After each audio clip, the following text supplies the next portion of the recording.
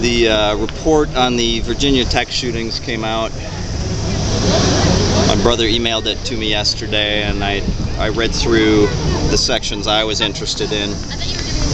Seung Hui's history of mental health,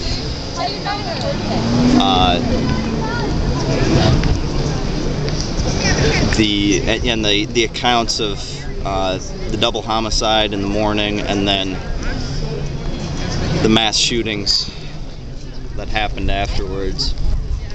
I'll provide a link to that. I wanted to share some thoughts after reading this account. It kind of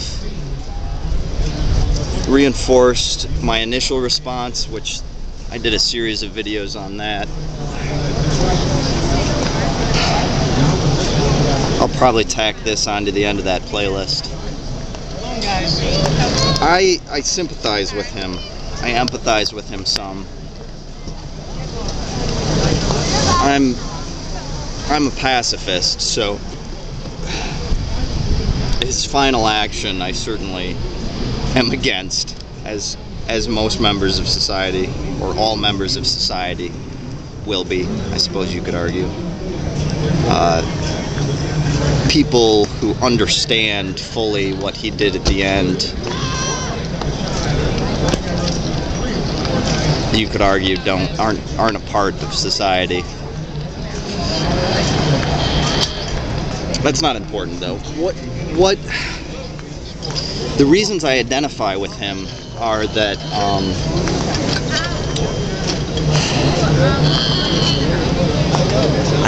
I was self-isolating in high school to a large extent. I had a few close friends who I spent all my free time with, but we didn't really talk much about personal issues, emotional matters, stuff like that. We shared common interests, spent time together, you know, watched movies, played games, stuff like that.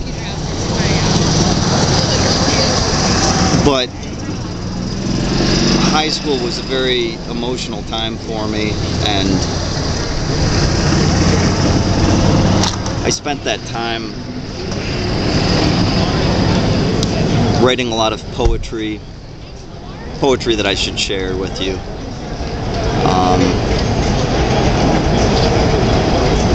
And I had a crush who was a year ahead of me, so I was afraid to talk to her about it, to approach her, to ask her out or something. And I think subconsciously I knew I wasn't ready for a relationship, so what I would do is write notes to her, you know, love notes, and slide them into her locker. And she never responded to them directly. I think that she enjoyed the tension, was a little uncomfortable with, I don't know. I still don't know fully what her side of that whole story was, but anyways. So I can identify with Seung Hui. A brief synopsis. He was born in Korea, but they moved, and when he was like 3 or so, he had some serious health issues, and they had to do an operation on his heart, I believe. And after this changed him quite a bit. His personality changed, and he no longer liked to be touched. He kind of withdrew into himself, and it wasn't really laid out in the report, but I think this started a discomfort with himself, with his own body,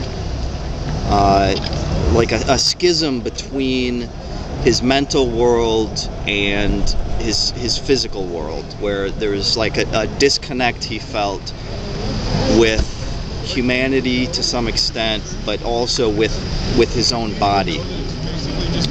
And then growing up, they moved to America when he was quite young. His parents, who only spoke Korean well, had to get jobs mainly in dry cleaners, places where they didn't have to speak much English, and So they never learned English well, and beyond that, they were very busy because both of his parents were working multiple jobs, or at least long hours at their job. So all of this isolated him as it was, but also he, because they moved over early enough, he learned English better than Korean. So he was in a situation where he felt alienated from his family because he spoke a different language than them. He had an older sister, which was really the only one he would speak to at all. Anyways, in high school, because of his intense shyness, he was having problems in classes. The teachers were giving him lower grades because he wasn't participating, and he ended up getting assistance during high school, meeting with a therapist of some sort or a counselor. And because of the protections of the people, I forget the technical name, but the People with Disabilities Act, they made accommodations for his, disability. And someone during his high school diagnosed him with selective mutism, which essentially is a fancy term for someone who chooses not to talk with others, and it's largely caused by psychological reasons, emotional.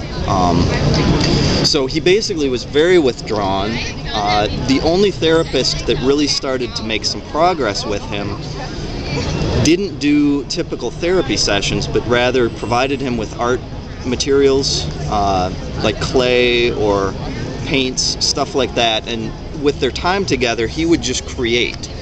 And one of the most telling things from that scenario that was shared in the report was that, like when she gave him clay once, he sculpted a house, but it was a house with no doors or windows, which even a 3-year-old, when they draw a house, the first thing they make is the overall shape, and the next thing they make is doors and windows. So, kind of telling how isolated he felt and how shut off from the rest of the world his body made him feel.